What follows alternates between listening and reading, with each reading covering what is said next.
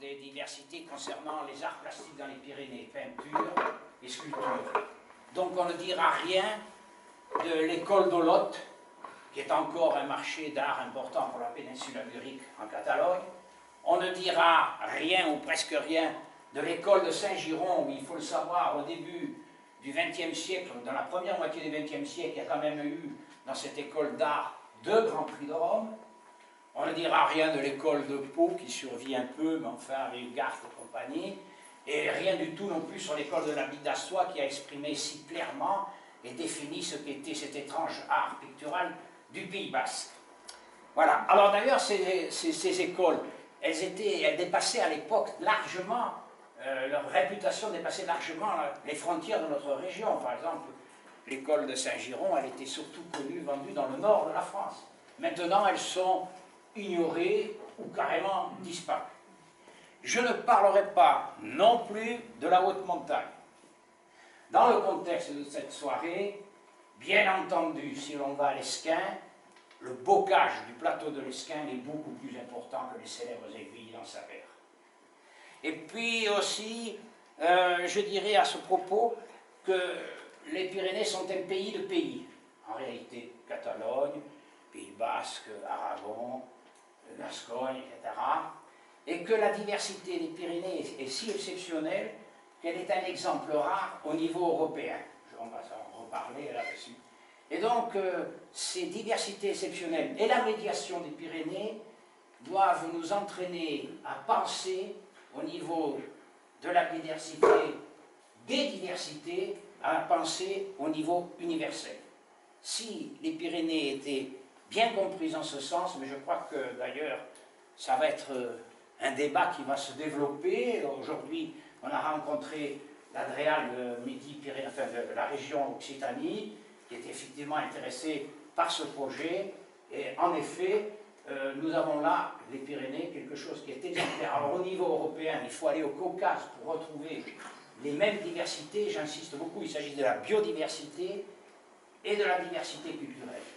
Et donc de ce point de vue-là, les Pyrénées devraient être un élément médiateur au point de vue de ce point de vue, diversité culturelle, au moins au niveau européen comme exemplaire. Bon, ça c'était un peu dit. Alors pour préciser et vous aider à mieux percevoir cette projection, je vais vous faire une petite présentation en avant des images. Alors c'est la première fois que je fais cette conférence en public, donc je n'ai pas honte de me servir de fiche.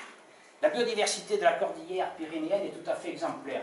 Le dernier exemplaire, le dernier tirage du livre de Marcel Sol sur la botanique a révélé qu'il y avait pas moins de 3600 plantes diverses d'un bout à l'autre de la chaîne. Il faut savoir d'ailleurs qu'il y en a 2000 autour du Canigou et 2000 autour du massif du Mont Perdu.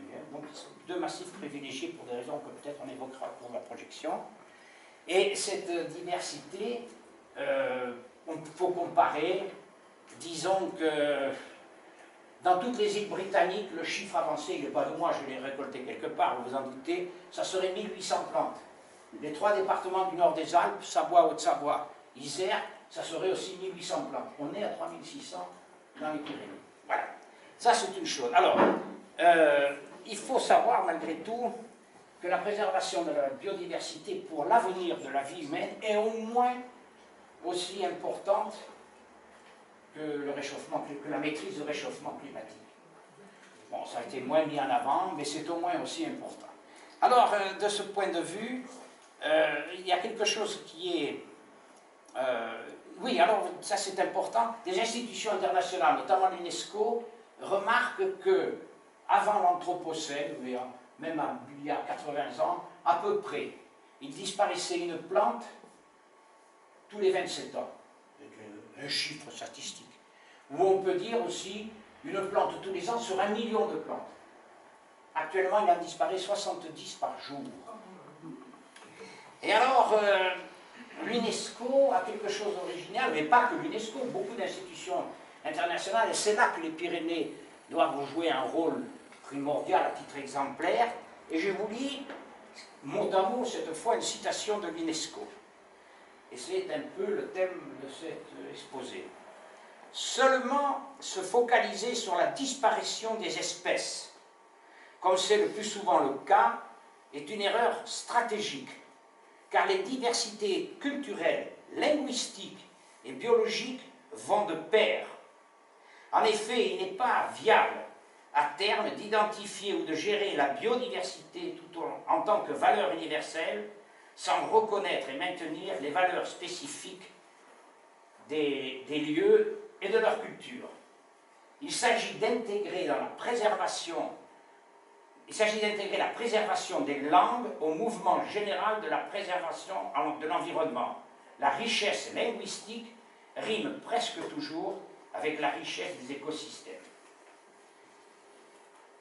Alors, c'est effectivement par là aussi cette prodigieuse diversité naturaliste des Pyrénées dont rendre compte, alors il faut bien en tenir compte, évidemment, ça, on en rend compte aussi par la géologie. Il y a une diversité géologique tout à fait étonnante qui modifie un peu les taxons des plantes dont on peut parler, les 3600 plantes. Il y a aussi les contrastes climatiques.